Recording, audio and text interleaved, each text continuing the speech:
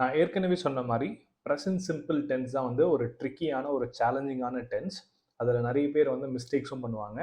அது என்ன மாதிரி மிஸ்டேக்ஸ்லாம் பண்ணுவாங்கன்றது வந்து ஒரு சின்ன ஒரு சம்மப் தான் இந்த வீடியோவில் நம்ம பார்க்க போகிறது.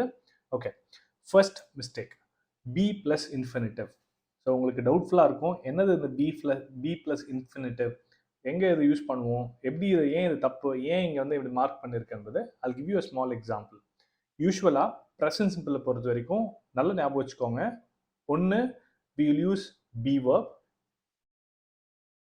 அப்படி இல்லை அப்படின்னா we will use main verb. So ஒன்று be verb வரும், இல்லை main verb வரும். This is we call as either one தான். ஏதாவது ஒன்று மட்டும் தான் யூஸ் பண்ணுவோம். So when I say be plus infinitive, இந்த மாதிரி ஸ்ட்ரக்சர் வரவே வராது. அதாவது am, is, or போட்டு ஒரு verb, அது இன்ஃபினிட்டிவாக இருக்கலாம், இல்லை ஐஎன்ஜியாக இருக்கலாம், என்ன மாதிரி ஸ்ட்ரக்சரும் வராது என்பது தான் இந்த எக்ஸ்பிளனேஷனுடைய meaning. For example, I am go தேர்.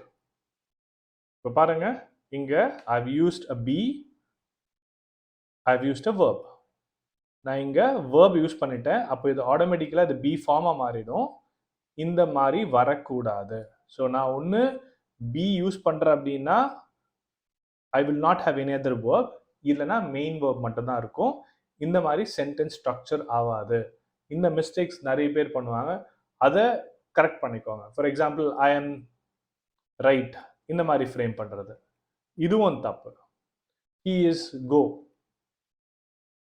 தப்பு. ஸோ இந்த மாதிரி சென்டென்ஸ் ஸ்ட்ரக்சர்ஸ்லாம் வராது என்பதை ஞாபகம் வச்சுக்கோங்க. when we use present simple tense, நம்ம ஒன்று பி verb வச்சு ஃப்ரேம் பண்ணுவோம், இல்லைனா மெயின் verb வச்சு ஃப்ரேம் பண்ணுவோம். there will never be like a be form and then an infinitive or a verb ing வராது என்பது தான் இதோட எக்ஸ்பிளனேஷன். நெக்ஸ்ட், do forms ஆக்ஸிலரியா வந்ததுன்னா எப்பவுமே இன்ஃபினிட்டிவ் ஃபார்ம்ஸ் தான் வரும். ஃபார் எக்ஸாம்பிள், doesn't வந்துட்டா ரைட்ஸ் சொல்லக்கூடாது, ரைட் தான் வரும். சிமிலர்லி கொஸ்டின் ஃப்ரேம் பண்ணும்போது டஸ் ஷீ ஸ்லீப்ஸ் அப்படின்னு சொல்லக்கூடாது, ஸ்லீப் மட்டும் தான் வரும் என்பதை ஞாபகம் வச்சுக்கோங்க. ஸோ டூ ஃபார்ம்ஸ் வந்ததுன்னா நான் கண்டிப்பாக அதுக்கு அடுத்த வரக்கூடிய verb form should always be as infinitive. This is one of the common mistakes. Right. Next, negative, not usage. நெகட்டிவ்னாலே நாட் யூசேஜ் தான். ஆனால் அது என்ன சொல்ல வர அப்படின்னு பார்த்தீங்கன்னா, நெகட்டிவ்ஸ் யூஸ் பண்ணும்போது ரொம்ப கிளியராக வச்சுக்கோங்க எப்படி நெகட்டிவ் ஃப்ரேம் பண்ணுறது. இப்போ சில பேர் வந்து பார்த்தீங்கன்னா ஐ நாட் டீச் இந்த மாதிரி சொல்லுவாங்க. ஸோ அங்கே ஆக்ஸிலரி வேர்பே இருக்காது. So you cannot frame a not without an auxiliary verb. ஒன்று நான் பி வேர்ப் வச்சு ஃப்ரேம் பண்ணுவேன், பி ப்ளஸ் நாட் வச்சு ஃப்ரேம் பண்ணுவேன். அப்படி இல்லை அப்படின்னா I will use an auxiliary do or does plus not. இப்படி தான் ஸ்ட்ரக்சர் ஆகும் என்பதை நீங்கள் ஞாபகம் வச்சுக்கோங்க. இது இல்லாமல் வெறும் நாட் மட்டும் இப்படி போட்டு ஃப்ரேம் பண்ணக்கூடாது. This I have seen with many learners making mistakes. அதனால தான் இங்கே நான் கொண்டு வந்திருக்கேன். நெக்ஸ்ட், ஸ்போக்கன் அண்ட் ரிட்டன் இங்கிலீஷில் நம்ம செய்யக்கூடிய common mistakes when question is been asked on present simple அப்படின்னா யூசிங் தட் கண்டினியூஸ் ஃபார்ம். நிறைய பேர் என்ன பண்ணுவாங்கன்னா ஐஎன்ஜி ஃபார்ம்ஸ் வச்சு ஃப்ரேம் பண்ணிடுவாங்க. இந்த மாதிரி ஃப்ரேம் பண்ணக்கூடாது.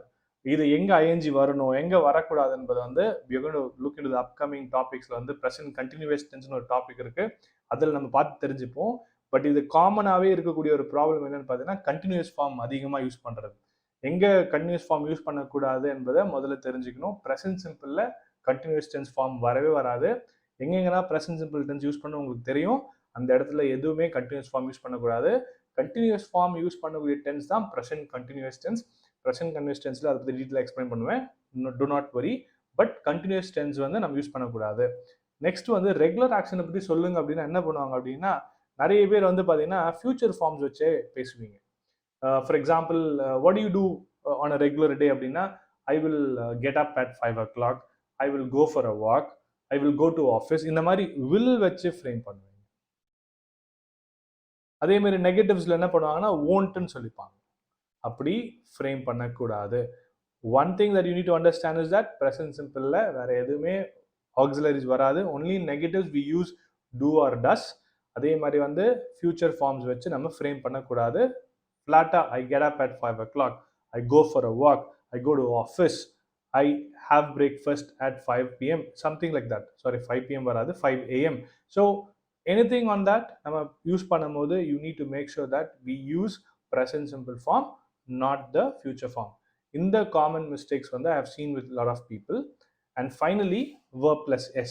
இந்த verb plus s வந்து சொல்றது வந்து பார்த்தீங்கன்னா third person singular வந்து நீங்க பார்க்கணும். முதல்ல அதை பார்க்கறதுக்கு you need to check with the subject. உங்க subject first personா second personா third personா என்பதை டிசைட் பண்ணுங்க. டிசைட் பண்ணிட்டு third person singularக்கு மட்டும்தான் we will add s with the verb என்பதை ஞாபகம் வச்சுக்கோங்க. வேற எந்த பர்சன்ஸ்க்கு யூஸ் பண்ண மாட்டோம். only for third person singular we add s with the verb. Okay, so these are some of the common mistakes which I have summarized. Make sure that நீங்க present simple use பண்ணும்போது இந்த mistakes எல்லாமே avoid பண்ணி frame பண்ண பார்த்துக்கோங்க. All the best.